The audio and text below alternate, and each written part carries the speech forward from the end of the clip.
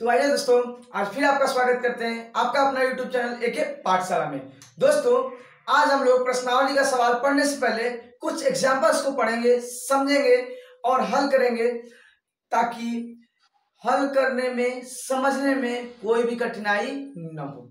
सबसे पहले ध्यान दीजिएगा, ये जो एग्जाम्पल है आपका कि सिद्ध कीजिए कि करड़ी में 3 एक अपरिमेय संख्या है।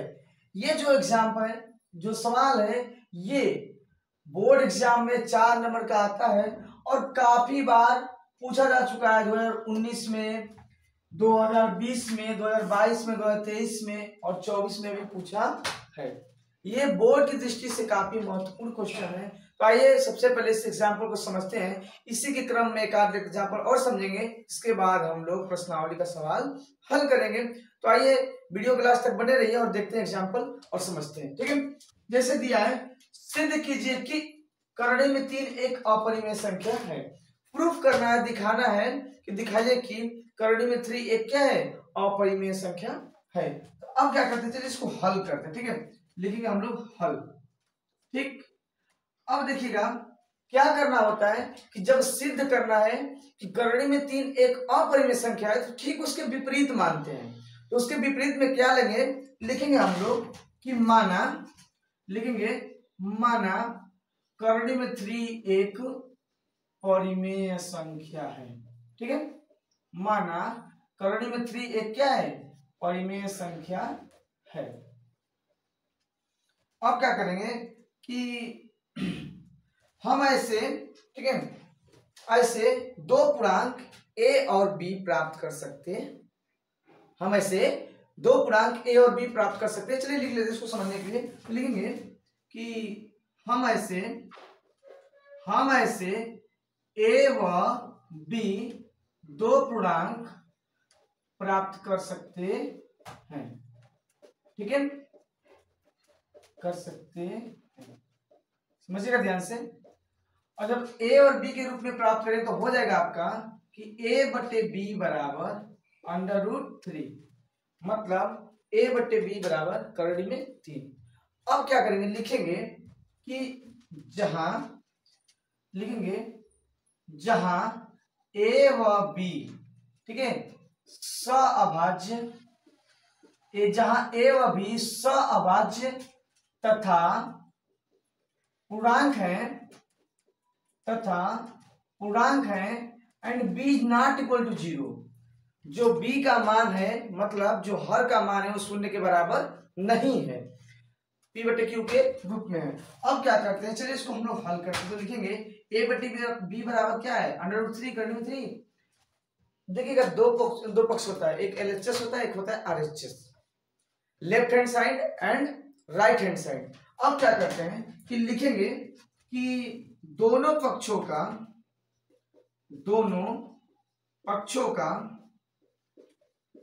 वर्ग करने पर, ठीक है, दोनों पक्षों का वर्ग करने पर, और जब दोनों पक्षों का वर्ग करेंगे तो क्या हो जाएगा आपका, a स्क्वायर बटे में b स्क्वायर बराबर एक √3 का वर्ग होगा तो क्या होगा, ओनली 3 हो जाएगा। मतलब a स्क्वायर बटे b स्क्वायर बराबर 3, और यहाँ कुछ क्या होता है, 1 होता है। जब इसको हल करेंगे तो हो जाएगा आपका a स्क्वायर बराबर 3b, a स्क्वायर बराबर 3b स्क्वायर। अब क्या करते हैं कि हम लोग a स्क्वायर बराबर 3b स्क्वायर को लिख सकते हैं कि a स्क्वायर 3 से क्या है, भाज्य है। a स्क्वायर 3 से भाज्य है, इसलिए, ठीक है, इसलिए a 3 से भाज्य है। देखिएगा दो बिंदु समझ लीजिए। देखिए ये जो लगता है आपका, इसको बोलते हैं इसलिए, ठीक है, इसलिए, और ये वाला जो बिंदु लगता है आपका, दो ऊपर एक नीचे, इसको बोलते हैं कारणवश या चूंकि, ठीक है। तो ये आपका रहा a 3 से भाज्य है। इसके बाद क्या करते हैं कि पुनः माना, ठीक है, चलिए इसको आगे लगाते हैं, आगे हल करते हैं। लिखेंगे पुनः माना a बराबर, अब यहां 3 है तो लेंगे हम लोग 3c, पुनः माना a बराबर 3c। a भी पूर्णांक के बाद हम लोग c मानते हैं। लिखेंगे दोनों पक्षों का वर्ग करने पर, सेम प्रोसेस, दोनों पक्षों का, ठीक है, वर्ग करने पर, और जब दोनों पक्षों का वर्ग करें तो हो जाएगा आपका a स्क्वायर बराबर 3c। इसको मान लेते हैं a 3 से भाज्य, इसको समीकरण 1 मान लेते हैं, और a बराबर 3c तो हो जाएगा a स्क्वायर बराबर, ये हो जाएगा आपका 3c का स्क्वायर, a बराबर 3c का स्क्वायर। और जब इसको हल करेंगे तो हो जाएगा आपका a स्क्वायर बराबर 3c स्क्वायर। एक चीज समझिएगा, यहाँ जो a स्क्वायर का मान दिया है, क्या दिया है, 3b स्क्वायर दिया है। क्या दिया है, 3b स्क्वायर।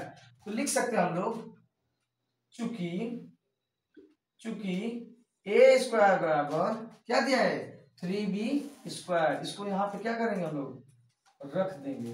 तो a स्क्वायर के स्थान पर क्या रख सकते हैं, 3b स्क्वायर। तो लिखेंगे 3b स्क्वायर बराबर, ये हो जाएगा आपका 3 3 के 9c स्क्वायर, और 3 से 3 क्या हो जाएगा, विभाजित हो जाएगा, कट जाएगा, तो b स्क्वायर बराबर 3c स्क्वायर। ठीक, ये b स्क्वायर में जब ये 3 करेंगे तो किसका भाज्य रूप में होगा। तो लिखेंगे कि b स्क्वायर 3 से भाज्य है, b स्क्वायर 3 से भाज्य है, इसलिए b क्या होगा, 3 से भाज्य या भाज्य। ठीक, ये हम लोग क्या किए कि पहले तो कल्पना किए कि माना करड़ी में 3 एक अपरिमेय संख्या था, तो उसको परिमेय मान लिए। तो माना करड़ी में 3 एक परिमेय संख्या है, और हम ऐसे a और b दो पूर्णांक प्राप्त कर सकते हैं, ले सकते हैं, जैसे a बटे b बराबर √3, जहां a और b क्या है, जहां, ठीक है, जहां a और b सभाज्यता पूर्णांक है और b is not equal to 0, b का मान 0 के बराबर नहीं है। और क्या किए कि जब इसका मान निकाले हम लोग दोनों पक्षों का वर्ग करके, फिर पुनः माना a बराबर 3c किए, इसके बाद जब हल किए, अब क्या करेंगे हम लोग कि लिखेंगे और देखेंगे कि जो समीकरण 1 माने हैं उसको समीकरण 2 माने हैं, तो क्या हमने जो कल्पना किया था, हम लोगों ने जो कल्पना किया था कि माना ये एक संख्या आपका परिमेय है, तो क्या ये बात सही है, ये सिद्ध साबित होती है। अगर नहीं होती है तो हमको यही बताना है कि √3 एक परिमेय संख्या नहीं है, अर्थात परिमेय संख्या नहीं है, अर्थात अपरिमेय संख्या है। तो अब क्या करते हैं कि देखिएगा a 3 से भाज्य है, a b भी 3 से भाज्य है, और हमको बताना है कि ये करने में 3 क्या है, अपरिमेय संख्या है। तो लिखेंगे लास्ट में कि यहाँ पे लिख देने समझने के लिए, ध्यान समझिएगा, चलिए यहाँ से लिखते हैं, प्लस हो जाएगा ना, समीकरण, ठीक है, समझिएगा, समीकरण 1 व 2 से, समीकरण 1 व 2 से, ठीक है, 3 क्या है, a व b का गुणनखंड है। देखिएगा इसका भी गुणनखंड ये है और इसका गुणनखंड क्या है, a। तो समीकरण 1 व 2 से 3 a व b का क्या है, गुणनखंड है। हमने माना था कि a तथा b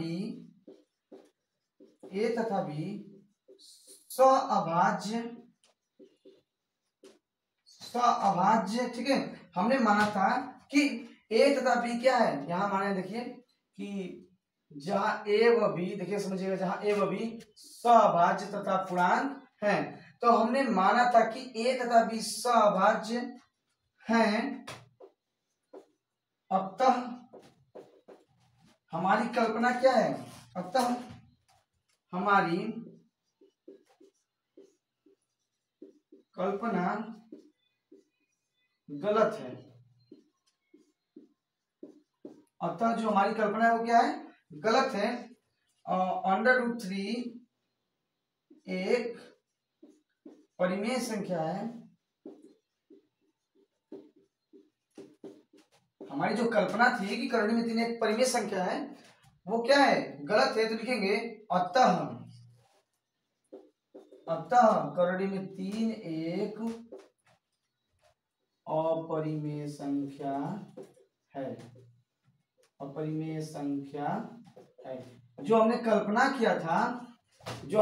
किया था कि करड़ी में 3 एक परिमेय संख्या है, माना था, वो गलत है, क्योंकि वह ए और बी का क्या है, गुणनखंड है।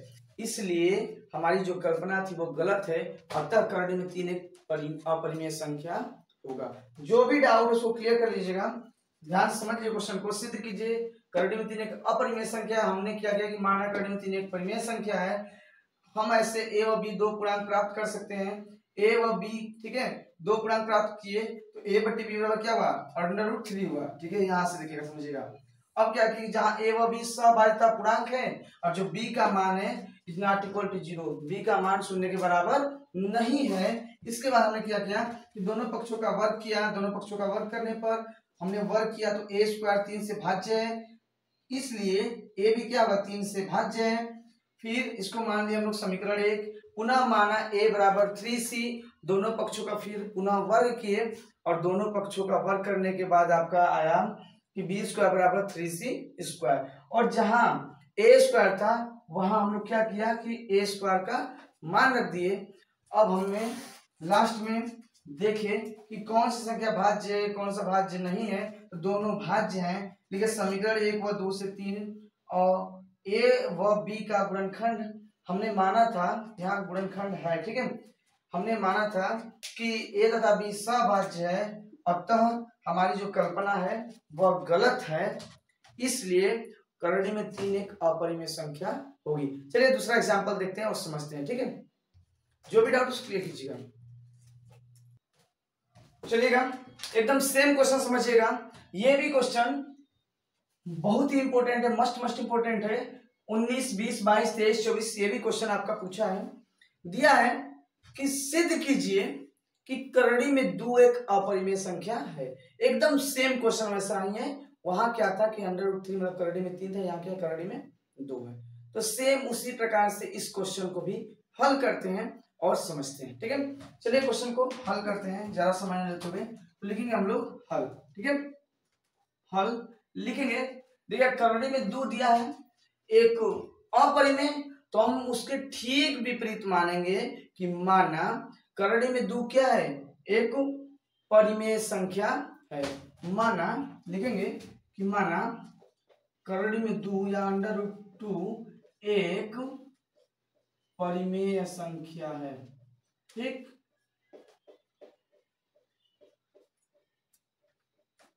अब क्या करते हैं कि हमने बताया कि उसको 2 खंड के बारे में बताया था, जैसे 2 संख्याओं के बारे में बताया था, जैसे बोले थे हमने कि हम ऐसे, ठीक है, हम ऐसे 2 पूर्णांक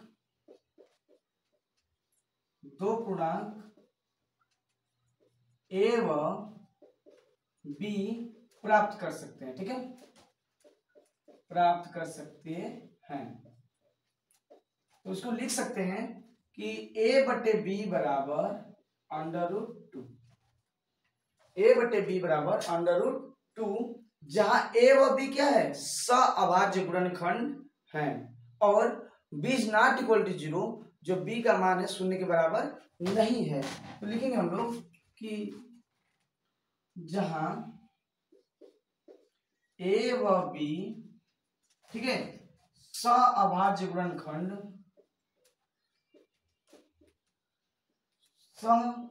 सहअभाज्य गुणनखंड एवं पूर्णांक हैं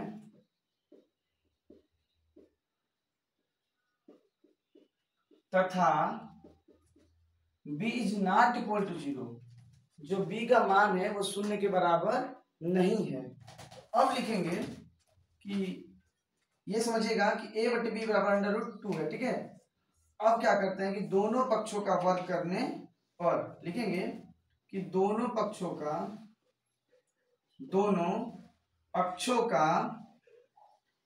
वर्ग करने पर, ठीक है, और जब दोनों पक्षों का वर्ग करेंगे तो हो जाएगा आपका a बटे बी का होल स्क्वायर बराबर √2 का होल स्क्वायर, तो हो जाएगा आपका a स्क्वायर बटे बी स्क्वायर बराबर ये हो जाएगा 2, या इसको हम लोग लिख सकते हैं ए स्क्वायर बराबर 2b स्क्वायर। ठीक है, ए स्क्वायर बराबर 2b स्क्वायर। जो ए स्क्वायर का मान है वो क्या है, 2b स्क्वायर के बराबर है। तो लिख सकते हैं हम लोग कि ए स्क्वायर 2 से क्या है, भाज्य है। ए स्क्वायर 2 से भाज्य है, इसलिए ए भी क्या होगा, 2 से भाज्य होगा। ए भी 2 से भाज्य है। इसको मान लेते हैं समीकरण 1।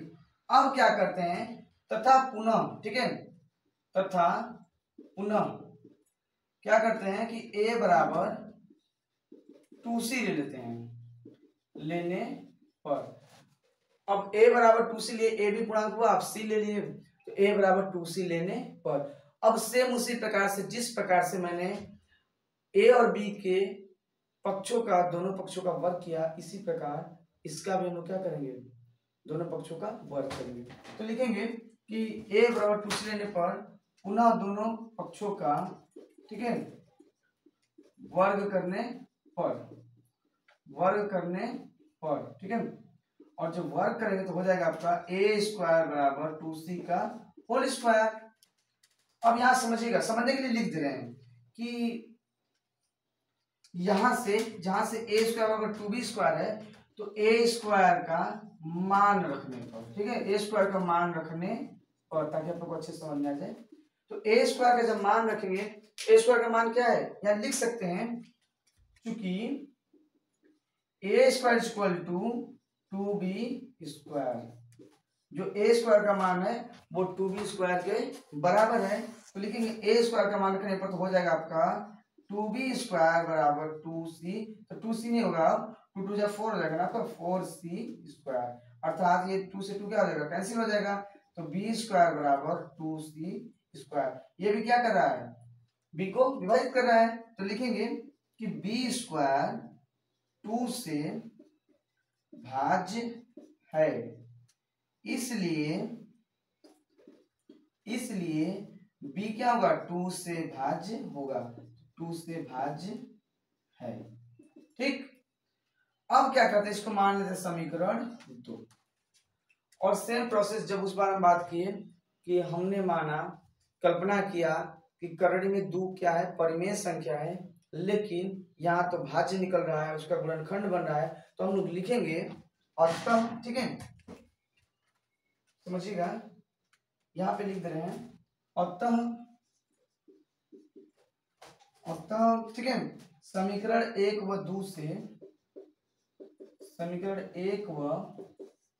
से, अतः समीकरण 1 व 2 से ऐसे, ठीक है, जो हमने देखा कि जो 2 है वो क्या है, दोनों का गुणनखंड है। अतः समीकरण 1 व 2 से हमने देखा कि 2 a व b का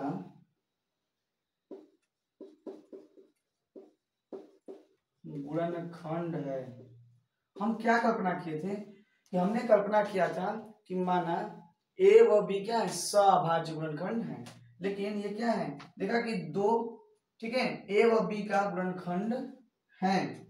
और क्या किया कि हमने माना था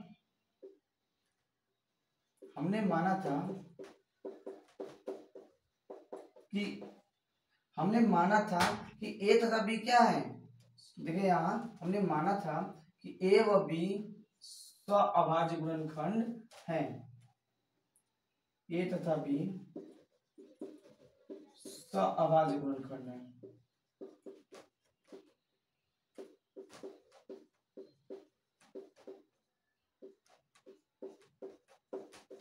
सअभाज्य गुणनखंड है, इसलिए हमारी कल्पना जो क्या है, गलत है। लिखेंगे अतः हमारी कल्पना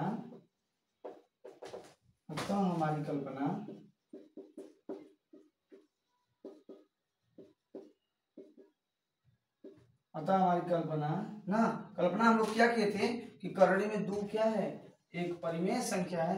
हमारी कल्पना करड़ी में 2 एक अपरिमेय संख्या है,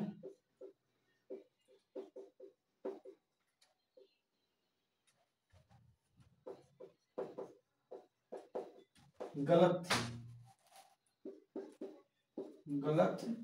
थी। ठीक है, अतः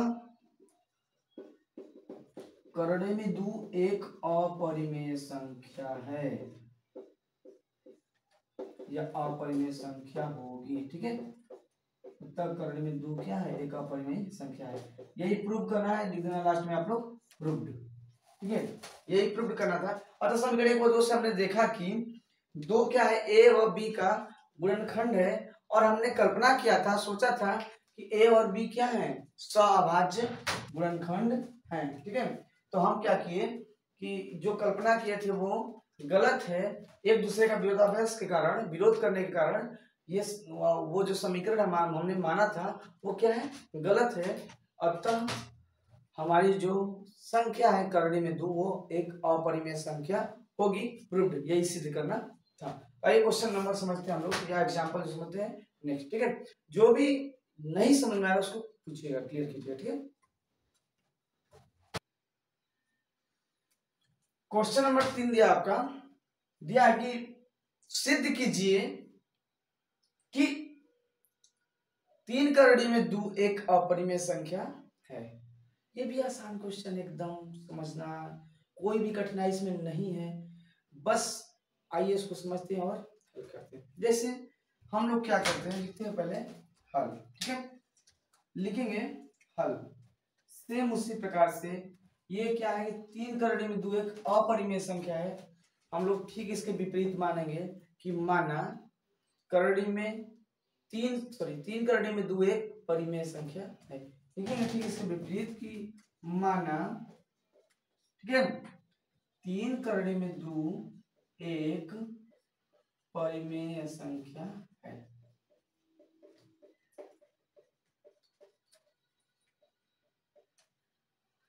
अब क्या करेंगे कि इसके जो 2 पूर्णांक बताए थे ना, तो हम लोग क्या करते हैं कि ए तथा बी, मान लेते ए तथा बी सअभाज्य पूर्णांक है। सअभाज्य ना, ए तथा बी सअभाज्य या पूर्णांक है। ठीक है, जबकि b is not equal to 0, जो b का मान है वो 0 के बराबर नहीं है। तो हम लोग क्या करेंगे कि लिखेंगे 3/2, मतलब 3 करड़ी में 2 बराबर a बटे b। ठीक है, या इसको लिख सकते हैं कि करड़ी में 2 बराबर a बटे 3b। और आप जानते हैं कि करड़ी में 2 क्या है, करड़ी में 2 एक अपरिमेय संख्या है।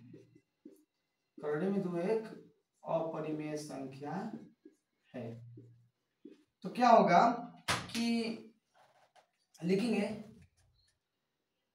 चूंकि, ठीक है, 3a व b, चूंकि 3a व b क्या है, पूर्णांक है, इसलिए a बटे 3b क्या है, एक परिमेय संख्या है, एक परिमेय संख्या है। समझिएगा, बोल रहा है कि चूंकि 3a व b क्या है, पूर्णांक है, इसलिए a बटे 3b क्या है, परिमेय संख्या है। लिखेंगे यह इस तथ्य को, ठीक है, लास्ट में लिखेंगे अतः यह इस तथ्य को, या अतः यह इस तथ्य का विरोधाभास करते हैं या विरोध करते हैं। विरोधाभास है कि 3 करड़ी में 2 एक अपरिमेय संख्या है, अपरिमेय संख्या है। ठीक है, अतः हमारी परिकल्पना, ठीक है, जो हम लोग कल्पना किए थे, लिखेंगे अतः हमारी परिकल्पना क्या है, गलत है, अतः हमारी परिकल्पना गलत है, अतः 3 करने में 2 एक अपरिमेय संख्या है। ठीक है, ये प्रूव करना था, फिर लास्ट में लिख देंगे हम लोग प्रूव। ठीक है, जहां भी कठिनाई हो रही है उसको क्लियर कर लीजिएगा। चलिए देखते हैं हम लोग नेक्स्ट एग्जाम्पल। ठीक है, ठीक उसी के जैसा क्वेश्चन नंबर 4 भी दिया है, एग्जाम्पल 4 भी दिया है आपका कि दर्शाइए कि 5 करने में 2 एक अपरिमेय संख्या है। सेम उसी प्रकार से भी इसको हल करेंगे। तो आइए हल करते हैं, लिखेंगे हम लोग जैसे हल। ठीक है, हल करेंगे, लिखेंगे क्या दिया कि 5 करने में 2 एक अपरिमेय संख्या है। और जब देखा कि 5 करने में 2 एक अपरिमेय संख्या है तो हम लोग क्या करेंगे, ठीक उसके विपरीत मानेंगे। और विपरीत में क्या लेंगे, लिखेंगे कि माना, ठीक है, माना 5 करने में 2 एक परिमेय संख्या है। ठीक, 5 करने में 2 एक परिमेय संख्या है। और जब परिमेय संख्या ले लेंगे इसके बाद हम लोग क्या करेंगे कि हम ऐसी 2 पूर्णांक, ठीक है, हम ऐसी 2 पूर्णांक ए व बी प्राप्त कर सकते हैं। ठीक है,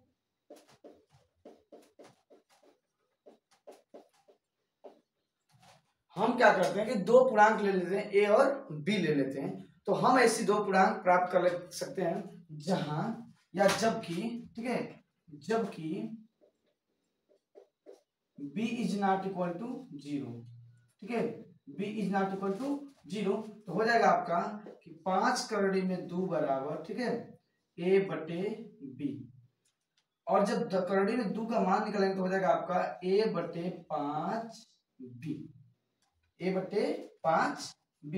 अब क्या करेंगे कि लिखेंगे, चलिए यही लिख देते हैं, चूंकि 5 ए व बी, चूंकि 5 ए व बी क्या है, पूर्णांक है, 5 ए व बी क्या है, पूर्णांक है, इसलिए a बटे 5 भी क्या होगा, परिमेय संख्या होगा। तो हो जाएगा आपका, चूंकि 5 ए व बी पूर्णांक है, इसलिए a बटे 5 भी क्या होगा, एक परिमेय संख्या होगा। ठीक, अब क्या करते हैं कि जब ये आपका पूर्णांक हो गया और ये एक परिमेय संख्या हो गया तो क्या करते हैं कि ये विरोधाभास करते हैं। जैसे ये जो तथ्य हमने माना था कि मान लीजिए कि 5 करड़ी में 2 एक क्या है, परिमेय संख्या है।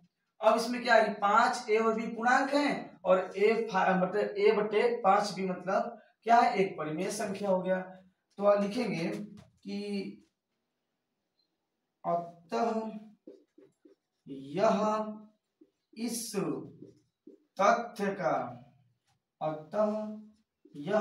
तथ्य का विरोधाभास, ठीक है, विरोधाभास है कि 5 करड़ी में 2 एक अपरिमेय संख्या है। अतः इस तथ्य का विरोधाभास है कि 5 करड़ी में 2 एक अपरिमेय संख्या है। अतः हमारी जो परिकल्पना थी, अतः हमारी परिकल्पना, ठीक है, गलत है, तो हमारी परिकल्पना गलत है। कुल मिलाकर लिखेंगे लास्ट में आपका कि अतः 5 करड़ी में 2 एक अपरिमेय संख्या है या अपरिमेय संख्या होगी। यही प्रूव करना था, प्रूव हो गया, लिखेंगे हम लोग लास्ट में प्रूव। ठीक है, चलिए नेक्स्ट एग्जांपल देखते हैं और समझते हैं। ठीक है,